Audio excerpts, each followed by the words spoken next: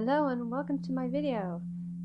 In this episode I'm going to be painting 4 different pictures. Each one is a representation of an element. So we've got earth, air, fire and water. It's a really long video, so instead of just talking about my painting, I'm going to be talking a little bit about the pros and cons of being a professional illustrator and artist. Now, I'm very new to being an artist, very new to being paid to do this, so my pros and cons are probably a little bit different from somebody who's been doing this for a really long time. But before I get into the pros and cons, I just want to take a quick moment to go over the materials that I'm using in this video. I'm painting on 2 pieces of A4 hot pressed satin Arches 100% pure cotton paper. That's 300 grams per meter squared, or 140 pounds. Comes in a cute little pink block that you get, and I've actually separated the paper off the block because I wanted to run the paper through my printer, which is how I got the line art on there. And yeah, I ran it through the printer, printed my line art off, so then I could paint it on the paper. The other thing that I am using is the Daniel Smith Extra Fine Watercolour 238 colours colour chart, and that's actually that little piece of paper that you can see me fiddling around with off to the top of the image on this video. And those are all of the colours that you can get in the Daniel Smith range. And I got them from Ken Bromley Art Supplies, and yeah, basically it's a tiny dot of each colour in their range, and you can use it to do a small painting or just make a colour swatch and see what they're like and see if you like them. I'm absolutely in love with these, and I will be getting a lot more of them. I at the moment only have the serpentine green, but these things, they're so absolutely wonderful. They have some great textures and some great granulations. But enough gushing about watercolor paints. I'm also using the Schminke basic palette, and to that I've added a few colors like green earth and sepia, magenta, primary yellow and primary blue. So yeah, those are the materials that I'm using for the watercolor section. For the other section, I'm using Winsor & Newton gouache. I just have the primaries and then I mix up any color that I want. I'm also using some colored pencils and some pastel pencils from Stablo. Yeah, that's basically it. And oh yes, and I was using the Fine Tech Gold watercolor palette, which is really good for getting really thick, even washes of metallic colors on your watercolors.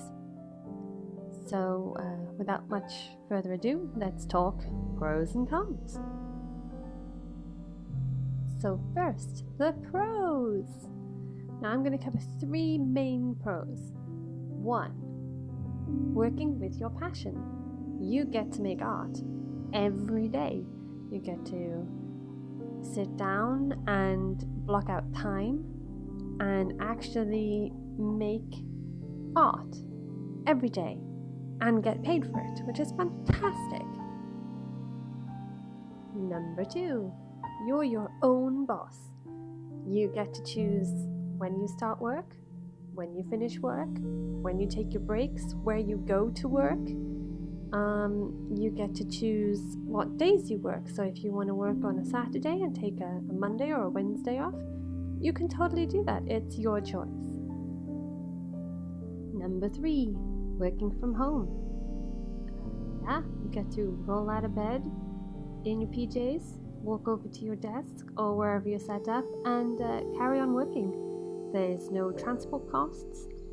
There's no one clocking what time you're getting into work. It's fantastic.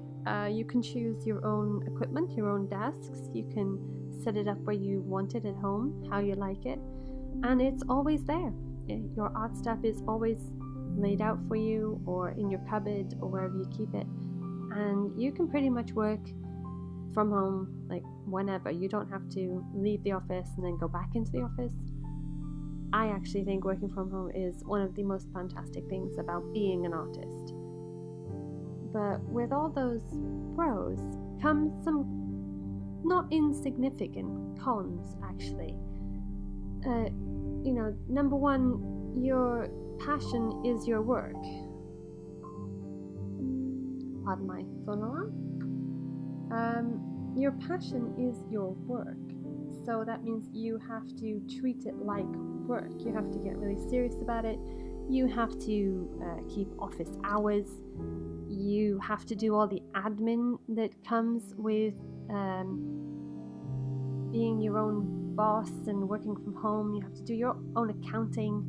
No one's going to pay your paychecks for you for just turning up. You have to make a product and then sell that product, promote your product, and what people are buying when you're an artist is they're buying your style, they're buying you, basically. They're buying a piece of art created by you with your passion.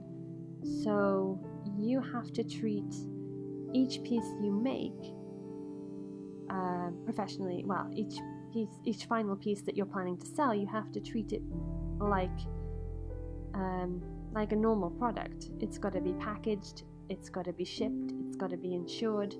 All of these things you have to take into account when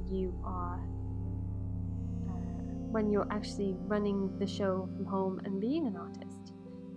It can also be really lonely working from home all the time. You don't have people who you will interact with on a regular basis unless you actually go outside and find those people in other social situations other than work. If you work in an office, or even if you rent an artist's studio, that's one way around it, then you turn up and you're likely to bump into people, and you're likely to sit down and have coffee with people and have a conversation. Whereas if you're working from home for yourself, you generally don't get any of that casual water cooler moment kind of thing happening. You have to go to classes or go to meetups, or find some other social situation where you will meet people regularly and make friends. Yeah. Those are pretty much all the cons I can think of. Oh, and if you're working from home as an artist, be careful of the position that you sit in, because that can really affect how your back feels at the end of the day. There's not much else to say really about pros and cons. Those are the pros and the cons that I have found. I'd love to hear what you think the pros and cons of being an artist, or even a writer, or any other creative professional who works from home. Do you find yourself getting lonely? Do you find yourself getting uninspired by sitting and staring at the same thing every day? And if so, how do you combat those things? I'd love to know. Please leave me a comment in the comment box below. I'd love to hear from you. There's not much else for me to talk about, so I'll just leave the texty talking part here and let you watch the rest of the video. I hope you've enjoyed listening to me ramble a little bit, hopefully not too much, and I'll see you next time.